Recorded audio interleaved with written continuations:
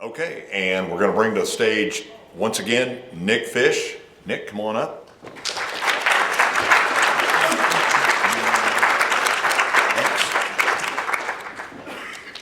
Well, look at that. I end up with like 7 extra minutes, and we're right before a break, so I'll do my best to scare you a lot, get you really worried about what's going on in the States, and then we'll have a break where we can all freak out together.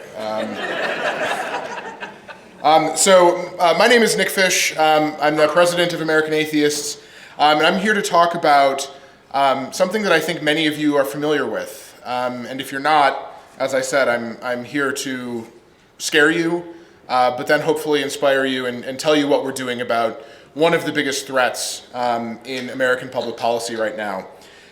So I'm going to be talking today about Project Blitz. So let's start with the first question. How many people have heard of Project Blitz? Thank God. Okay. I don't know if, is Andrew Seidel in here? You in here? Or is he's outside? We were talking last night. He just got back, and one of my colleagues was at this conference as well, the Religion News Writers Association conference in Las Vegas. And Andrew had a panel and asked, how many people have heard of Project Blitz? And in a room full of religion writers, 3 hands went up. And one of those hands was American Atheist Communication Director, and another one was FFRF's Communication Director.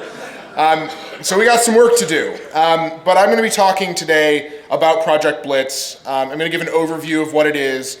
I'm going to talk about the component pieces of Project Blitz, and then close with what we're doing about it and what you, as activists here on the ground, as community members on the ground, what you can do to push back and stop the Blitz. So it's important just to acknowledge some context here about Project Blitz. Project Blitz is a Christian nationalist campaign to fundamentally change our laws in the United States. Many of the laws that they're pushing predate Project Blitz. Many of them will be picked apart and pulled pieces out and put in place in different states. So they may not be exactly the same, but they are very similar. So today I'm going to be talking primarily about bills that are core to Project Blitz, but it's also important to remember that there's a lot of bad legislation out there that has nothing to do with Project Blitz, but that we're working on as well.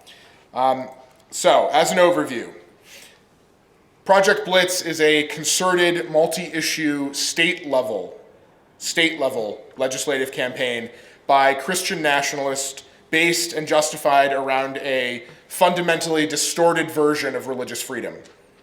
It is the equivalent of ALEC. Is everyone familiar with ALEC, the American Legislative Exchange Committee? Except it's for Christian nationalist issues. They're not shy about this. This is a screenshot taken from their website, they being the Congressional Prayer Caucus Foundation. They don't slink around in the shadows. They put this proudly up on their website. They put their playbook up on the website, saying exactly what their plans are. The goals of Project Blitz are sort of in 3 parts. Number 1, they talk about religious heritage, quote unquote. So they say things like we need to recognize the place of Christian principles in our nation's history and heritage. 10 Commandment monuments, right? Put a 10 Commandment monument in the courthouse and say, this is the foundation of American law. I'm sure all of you are deeply regretting that you're going to be in jail after not observing the Sabbath tomorrow. And I'm certainly wearing some mixed fabrics here. So it's really unfortunate that we're doing that. But so that's step 1. Phase 2 is focusing on religious history and using junk, fake history, stuff from David Barton and wall builders, distorted, frankly made up versions of our history to justify what's come previously and what's going to come next. So that means passing things like the year of the Bible, passing laws or things in local government recognizing the importance of the Bible as a tool for lawmaking or as core to what it means to be an American. And then phase 3, and this is where things start getting really bad, is with so-called religious liberty protection, which usually is about defining public policies of the individual state in favor of either strongly anti-LGBT or strongly pro-Christian evangelical dogma, especially in the areas of human sexuality, marriage, and abortion, and things like that. To do that, they again they use fake history, they use fake facts, they use out-of-date statistics, and these build on one another. These are designed to be self-reinforcing. So you start with something that's a low-hanging fruit. You start with something like adding, I don't know, "In God We Trust" to every public school in a state. Cough. You guys here in Kentucky wouldn't know anything about that. So they start with that, and they say, well, listen, it's just the national motto. What's the big deal? How could anyone be opposed to our national motto? It's so unifying. How can you be opposed to that? And then they move on, and that's phase one. And then they move on to phase two, and they say, well, I mean, given that "In God We Trust" is our national motto, clearly Christianity had something to do with the founding, right?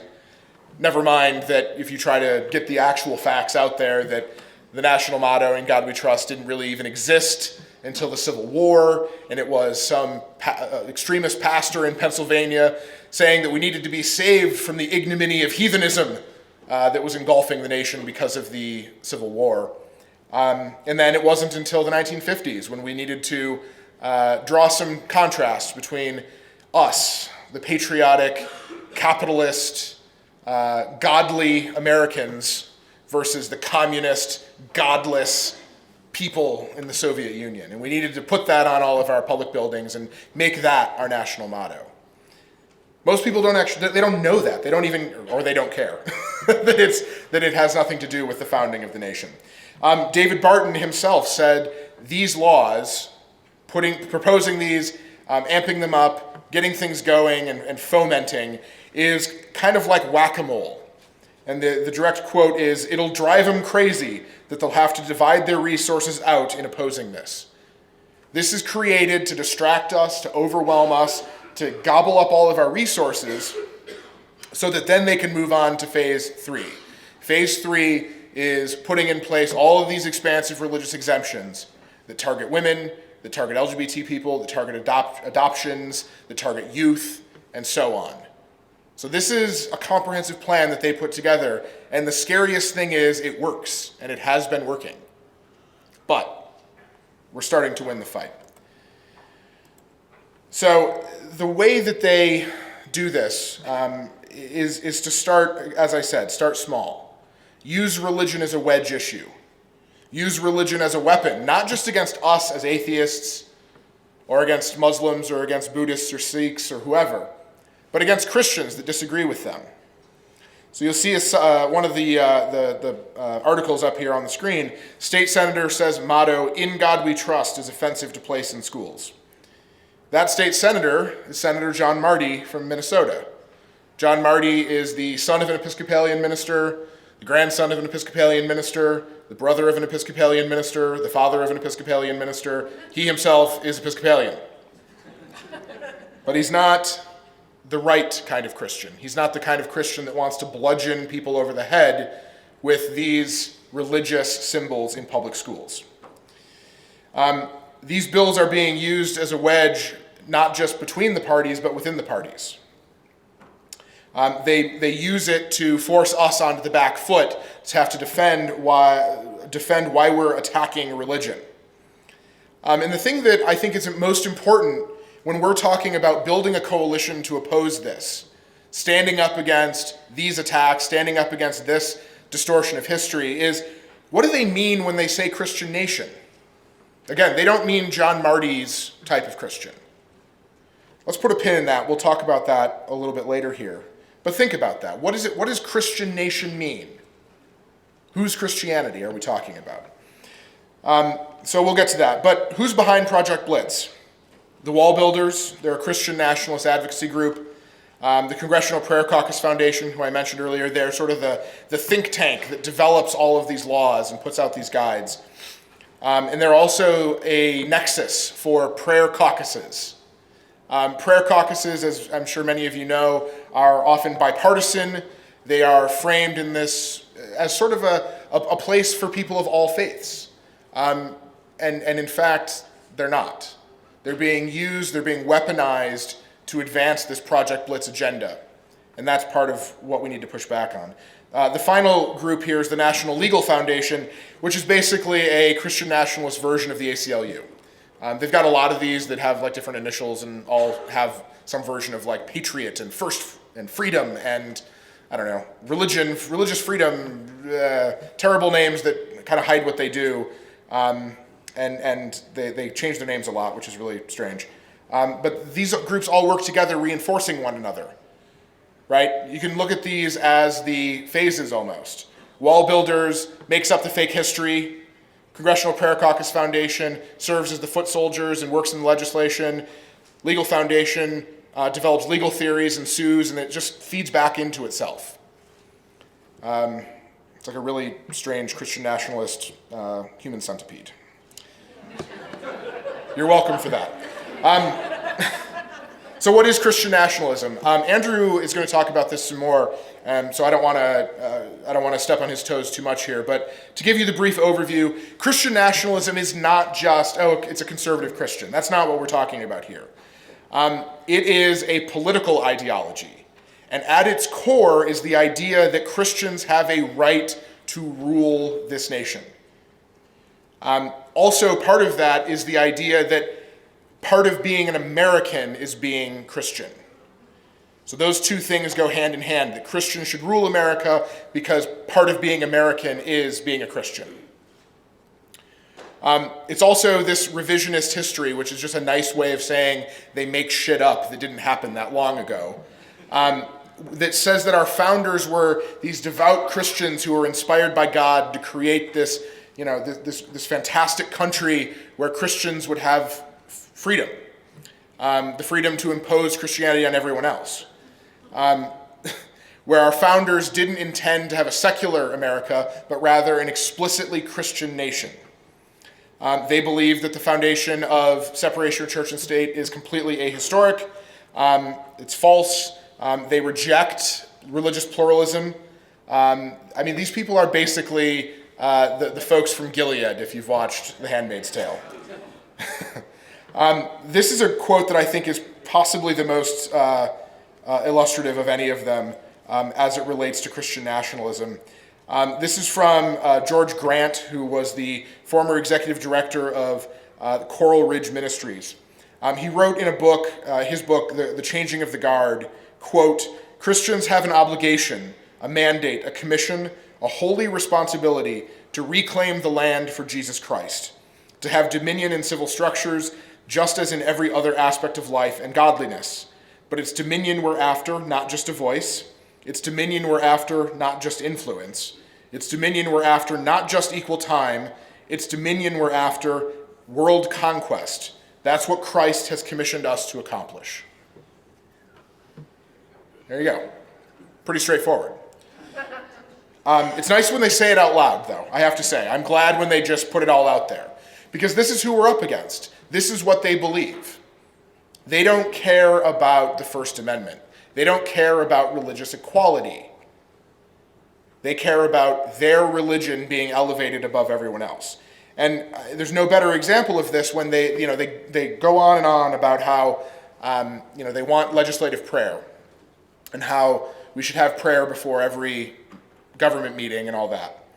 But when a Hindu spiritual leader offered an invocation before Congress, the Family Research Council put out a statement that was, you could almost see sort of the spittle all over the keyboard that they were typing it on. And they said, "While it is true that the United States was founded on the sacred principle of religious freedom for all, that liberty was never intended to exalt other religions to the level that Christianity holds in our nation's heritage. Our founders expected that Christianity and no other religion would receive support from the government as long as that support did not violate people's consciences or their right to worship. They would have found utterly incredible the idea that all religion, including paganism, be treated with equal deference." And this is an organization where presidential candidates go and speak. They will go speak to the Family Research Council's Values Voter Summit every single year. I've been there. It is a terrifying experience. And they have this cattle call of politician after politician after politician. Members of the Senate, members of the House, the Speaker of the House, the Majority Leader of the United States Senate, the President, now President of the United States, the Vice President of the United States, while I was sitting there.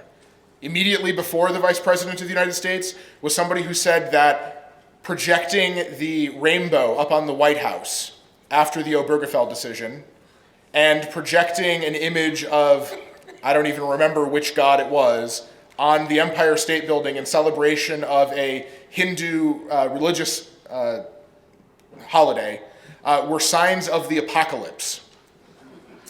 He was the guy who spoke right before Mike Pence. Might have just been Mike Pence, I don't know. But that's who these people, to borrow a phrase, pal around with. This isn't some fringe group. These are people who have so much power in government.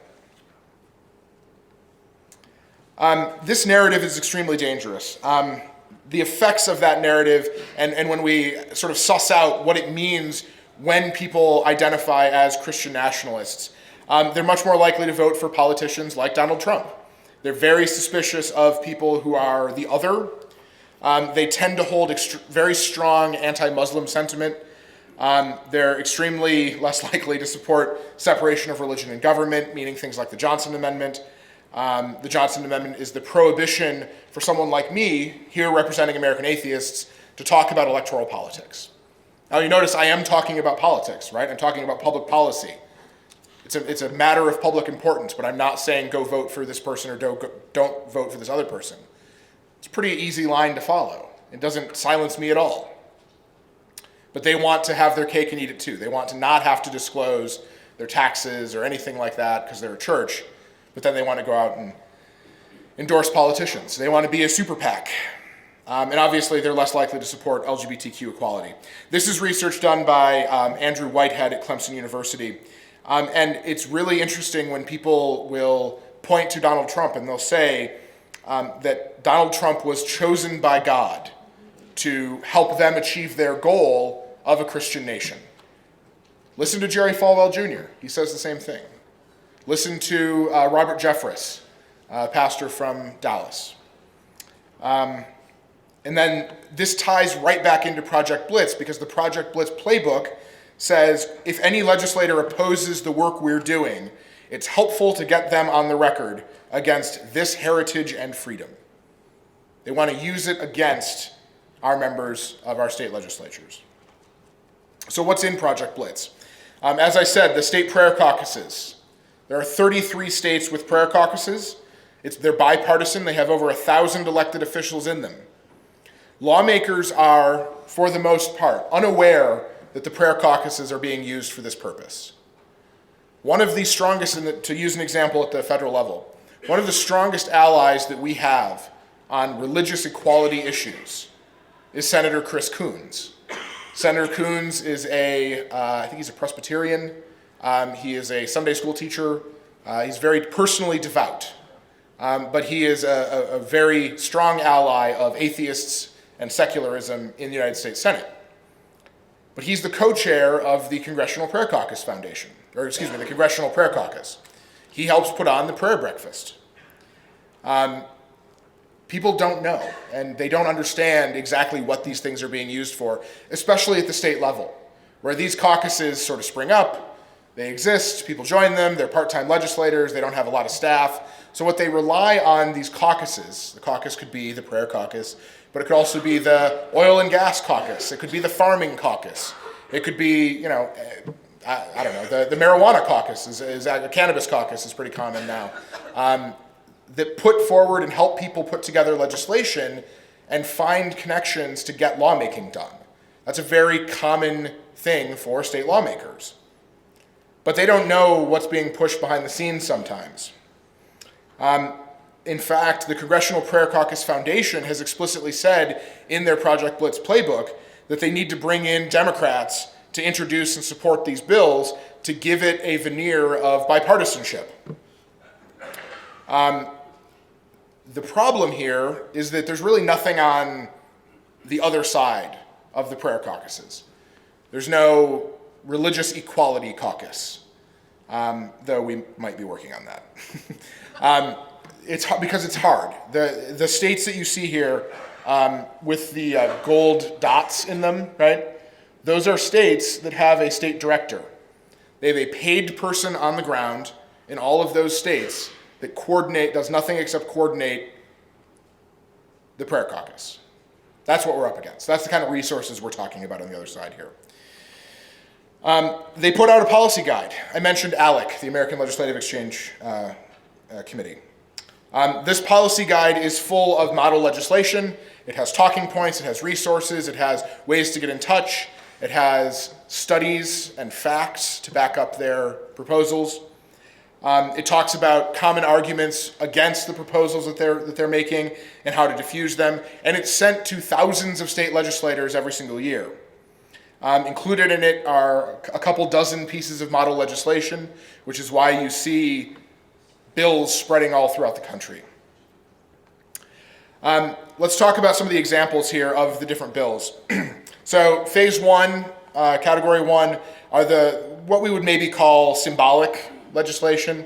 So starting with the display of the national motto in public schools, encouraging teaching of the religious nature of the founding of the United States, teaching the Bible as an elective course. Kentucky has all of those things.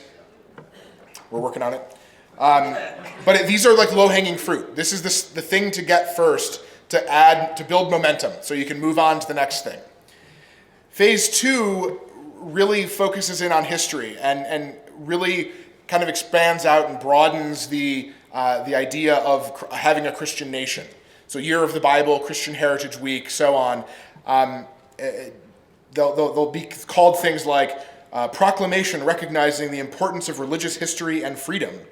And it will go on and on about how, again, Thomas Jefferson was secretly a super Christian. Because why bother reading what he wrote, right? And then phase three, the category three, these are the ones that are really the meat of this thing. This is where we're really getting into why this stuff is so dangerous. Religious liberty protection legislation. These are policies that shift burdens away from religious people and onto the rest of us, where they say we need to protect religious liberty by making sure that LGBT people can't go to a doctor. We need to protect religion by making sure that a same-sex couple can't adopt, or that an atheist couple can't adopt. We need to put in place First Amendment defense acts to make sure that a preacher doesn't get thrown in jail for refusing to perform a same-sex marriage. We need to protect religious freedom by making sure that a public school teacher can pray and lead prayers in their public school classroom without fear of reprisal, sort of forgetting the fact that that teacher is representing the government, and what about the religious freedom of the students. In 2018, here are the states that had Project Blitz type bills. 2019 session is still ongoing, so we don't have the final numbers yet. But last year, we had 70 bills introduced in 2018, and about a dozen of them passed. This year, in 2019, In God We Trust display bills passed in South Dakota and here in Kentucky, joining Alabama, Florida, Arizona, Louisiana, and Tennessee from last year, and Arkansas, which had previously passed it. Anti-adoption bills passed in Kansas, Oklahoma, South Carolina, bringing the total number of states that allow taxpayer-funded adoption agencies to turn away anybody on the basis of the religious beliefs of the adoption agency. 10 states now have that. Plus a number of states, including South Carolina, that have received waivers from federal rules that require taxpayer-funded adoption agencies to not discriminate. Some of these Project Blitz bills might seem harmless. They're introduced by Democrats. They're passed unanimously. Down in Florida, there was one bill that was introduced after a school shooting that was introduced by someone who said, well, we need to do this to help prevent school shootings. But that's what we're talking about here. These were In God We Trust bills in 2017. So only introduced in 3 states. The next year, 26 states had, or 26 bills were introduced in 2018. This is one of those bills that is very low-hanging fruit. The states that have passed it are more or less the states that we think it's going to happen in, and it's more or less done. The problem is that it can be used as momentum to do the next thing. And that next thing is, again, often allowing teachers to pray or to inject religion into their classroom. One really terrifying example was in Louisiana. In Louisiana, they proposed a bill that would have allowed teachers to pray, to bring religion into the classroom, and said that the teachers couldn't be held liable for anything that they did that was religiously motivated. It passed the House, the Louisiana House of Representatives, unanimously. We were only able to stop it because the Heritage Foundation, not exactly an ally of church-state separation, came out and said, whoa, whoa, whoa, guys, slow down. The Supreme Court isn't that crazy yet. This one would still get struck down. They're really biting off a lot of the apple here, trying to get as much done as they can in sort of a smash and grab style, where they're trying to get everything done right now. We were seeing it in abortion as well, where they're basically trying to outlaw abortion in a way of picking a fight at the Supreme Court. And even the most oppositional to church-state separation groups still think, well, allowing teachers to pray with students and to bring prayers into their classroom is still probably a bridge too far. So we're not going to go there yet. Here's a summary from 2018. You can just sort of see how many of these bills, and these are all categories of bills from the Project Blitz playbook. Most of them obviously didn't pass, and we've seen a slowdown in 2019, and we expect that to continue in 2020, just because it's an election year in 2020, and again, because a lot of the low-hanging fruit has already happened. So what's coming up in 2020? We're going to continue to see a few In God We Trust bills. We're going to see a lot more religious exemptions in foster care and adoption if it doesn't get its way to the Supreme Court. We're going to see fallout from the Bladensburg Cross case. This was a case that was brought by the American Humanist Association years ago that went the wrong way this summer, where the court said, well, it's a cross, yes, but it's really old. It's an old cross. So maybe it isn't religious anymore. Apparently crosses are sort of like nuclear material. There's like a half-life somewhere where it stops being religious. I'm curious exactly what that is, but hard to know. Other areas that were sort of things that are developing are In God We Trust license plates, resolutions that establish public policy favoring heterosexual married sexual relations, and religious speech in public schools. A lot of these target kids, as we know. The In God We Trust license plate one is a really interesting case. We discovered, along with our allies at the Secular Coalition for Arizona, that they had this In God We Trust license plate in Arizona, and to get the plate, you had to pay an extra fee. Okay. They have a bunch of these in Arizona. They have ones for the local universities and for the highway fund and educators and police and so on, and they go to a nonprofit organization that supports whatever it is that you're buying the plate in the commemorative plate for. We said, well, wait a second, what is In God We Trust going to? That's the national motto. It's for everyone, right? No.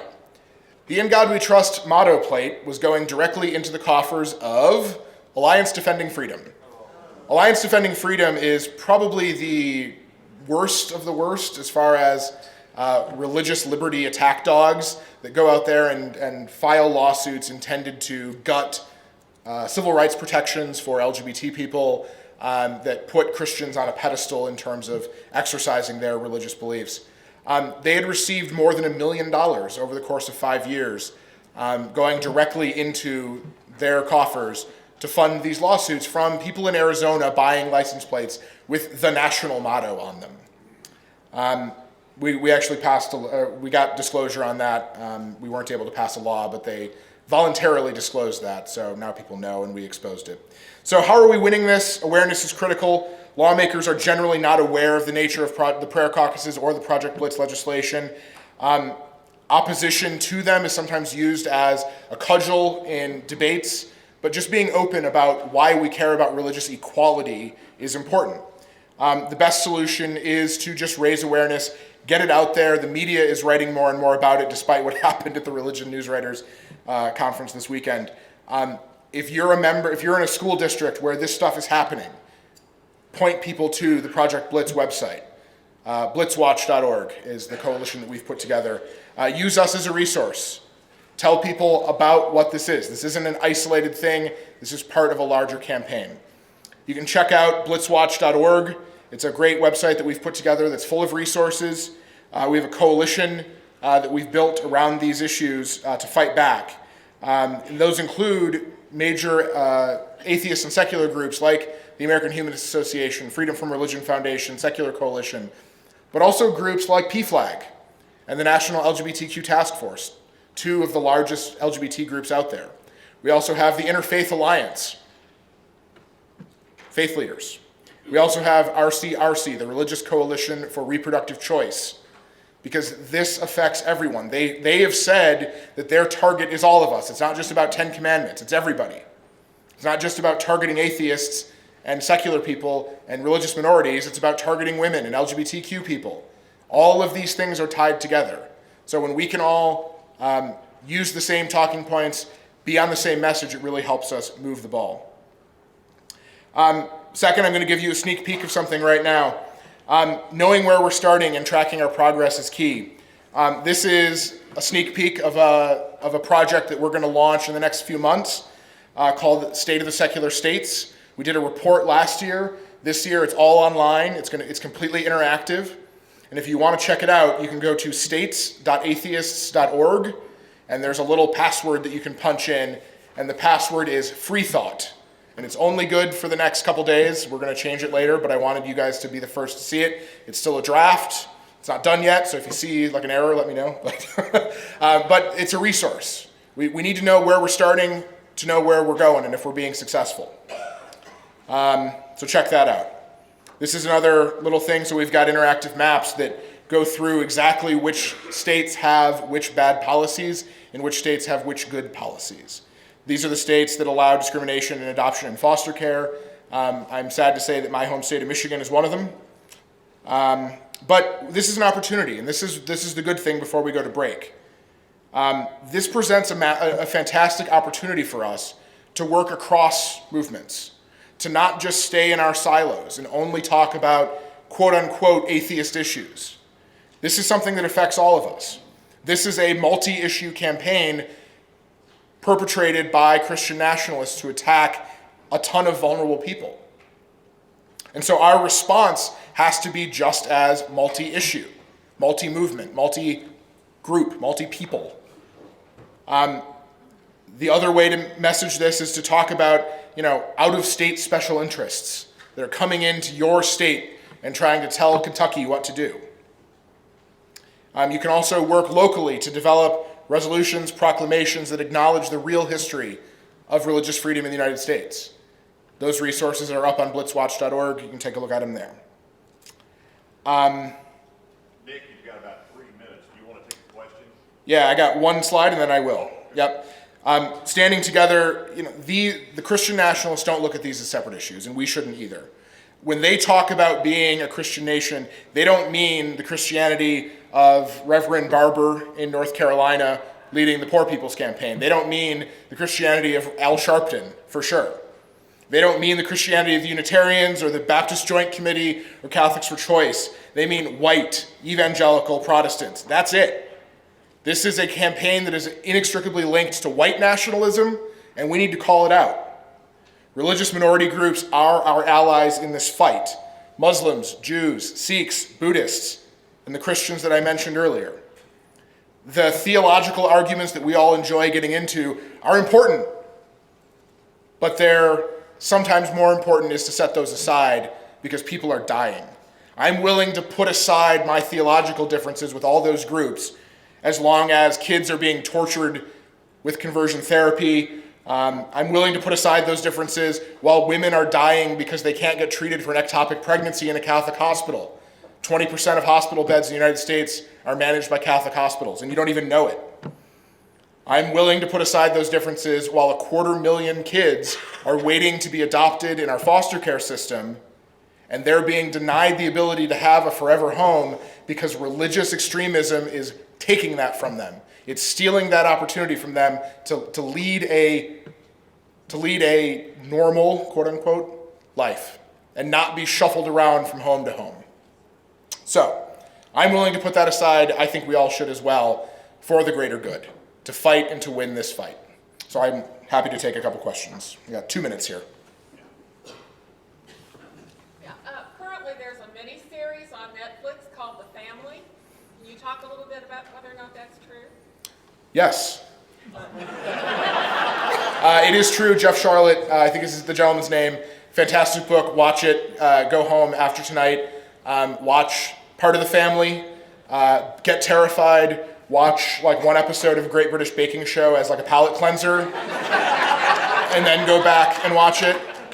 Because you're going to need just to like have your brain not slide out of your ears, because it's horrifying. These people think that that they have a God-given right to rule the nation, and so far we haven't proven them wrong. So that's what we need to do. Other questions? One more? One more question? Sorry. Sorry. Yeah, right there. Sorry. This isn't a question, just a comment. I didn't know whether you knew, but in response to Kentucky's You Have to Post in God We Trust, I think we need a shout out to Fayette County's superintendent. Yep. Because he sent every school back to the friend's daughter. Yep. So if you're not from Kentucky and you didn't see that, we're required putting up In God We Trust. So some schools put up just a framed copy of a $1 bill, and then had this really fantastic sort of passive-aggressive statement when they were like, "Well, you're playing games with the law," and the superintendent said, "Well, we thought this was as important to put on our currency. We thought that was the best way of doing it in the 1950s. I can't imagine how they would think it would be inappropriate or somehow playing games. We want people to know the facts." So I commend that. Also, national motto, American Atheists actually owns nationalmotto.org. So we have resources, including our posters that have the full history of E Pluribus Unum and In God We Trust on it. I'm outside. If you want to sign up to be a member of American Atheists, come visit the table. We really need your help. Thank you so much for your attention, and have a great rest of your day.